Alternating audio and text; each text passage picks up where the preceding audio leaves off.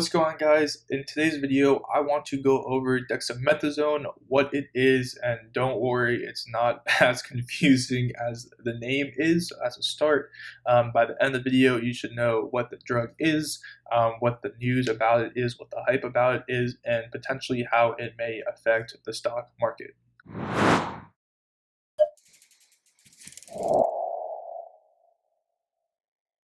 Alrighty, if you're new to the channel, my name is Ethan Chase, and I post videos every single day of me trading the stock market and weekly videos of personal finance, investing, stock market news, stock market, financial freedom, anything like that.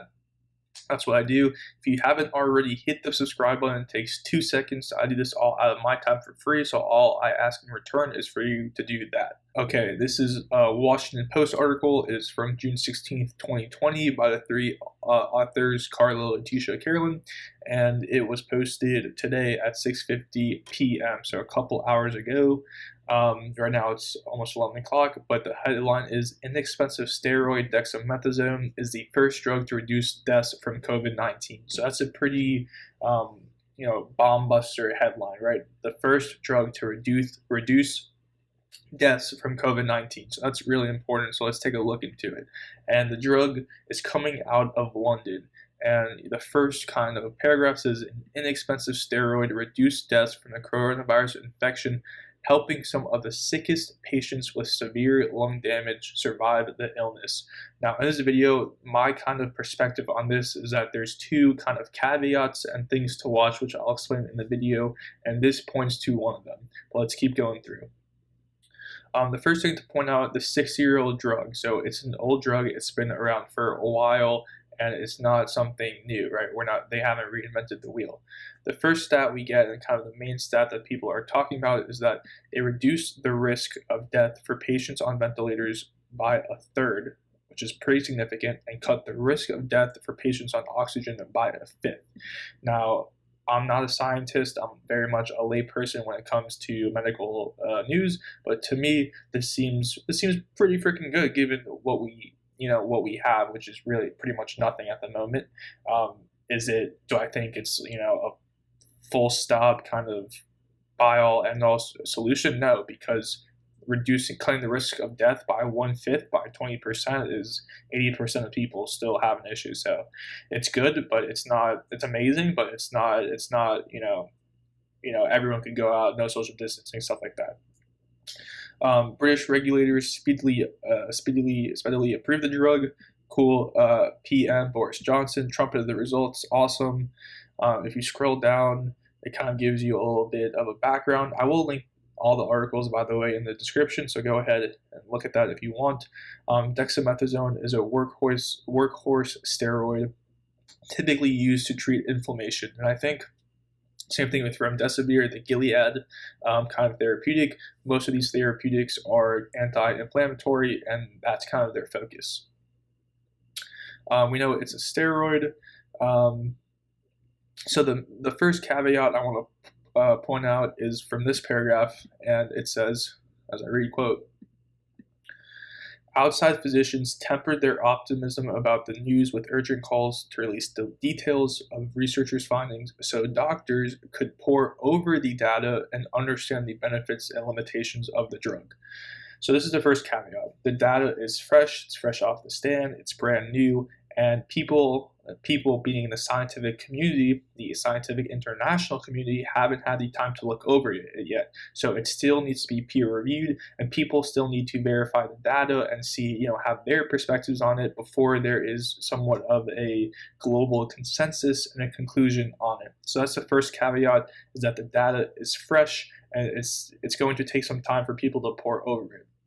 One thing I would note, which is in the second article, is that the sample size is a little bit larger. It's around 6,000 people total. 2,000 people were given dexamethasone, which is a little bit larger than the remdesivir trials. But I don't know, again, what a typical medical trial is, and I don't know if that's sufficient in the medical industry. A quote to sum it up: if this is reproducible and if it pans out, it's a huge win, but that's a lot of ifs. So there's still some uncertainty, but again, anything that is new has uncertainty. There is a quote from Dr. Anthony Fauci, and he says that there's a plan to meet and evaluate the data. So in the US at least, there is a plan for US officials to come together, convene, and pour over that data, which is good. So I'm sure we'll hear on the time frame, probably a week or two, what the kind of conclusions are. The second article I want to kind of bring to your attention is a USA Today article by Joshua Bode, who headlined Dexamethasone is touted to help COVID-19 survival rates. Here's what we know. Okay, and this is kind of the second caveat I want to discuss.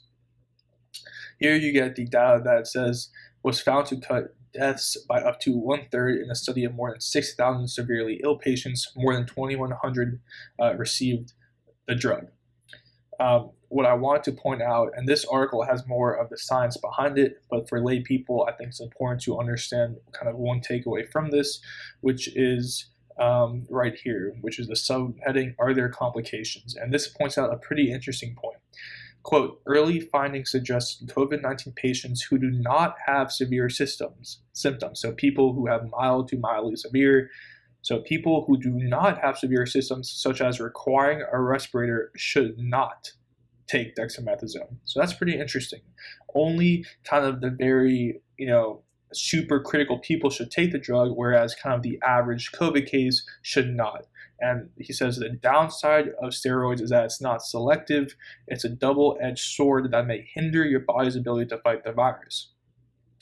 He noted that some studies have found higher mortality rates of people who use steroids since they inhibit the immune response to the virus. So that's super interesting. We don't know if this is a catch-all drug or a catch-all steroid that could be applied to all people with corona or just the people who are super sick. But even if they're super sick, or rather, even if it's not meant for everybody, but only meant for super sick individuals, that's still a very good step in the right direction. Again, I'm not a scientist, I'm very much a layperson, but my perspective on this is that this is an awesome step in the right direction. Definitely, in my opinion, better than the results from remdesivir and, of course, hydroxychloroquine, but we still have to see what's going to happen, how concrete the data is, how reproducible the results are, how we could produce this, how easy it is to produce it, how long it will take to ramp up production and distribution. I think this is awesome news. We'll see how the community wants to react in the next coming days. But my kind of two caveats again is one, people have to confirm the data, and two, if it's only for very kind of severe patients, that's great, but what about kind of the average person who just has, let's say, a super high fever or what have you? Where's the solution at which point we could end social distancing and everything can kind of go back to normal? Okay, now it's on par for the stock market to see how the stock market is reacting. I'm on investing.com. Again, I'll put all of the links in the descriptions. What I'm going to do is click on indices futures to kind of see the futures for all the kind of global indices across the globe. If you take a look at, let's start with American ones first. Again, this is time adjusted for right now. We see the Dow Jones, S&P, NASDAQ, they're trading down. That's kind of interesting. You might expect to see good results from this steroid kind of propping up the market. That's interesting. My perspective on that would be the market did very well today because of the Fed's new promise and because of good kind of retail data. So maybe this is just people taking profit and they're getting ready to kind of buy tomorrow morning.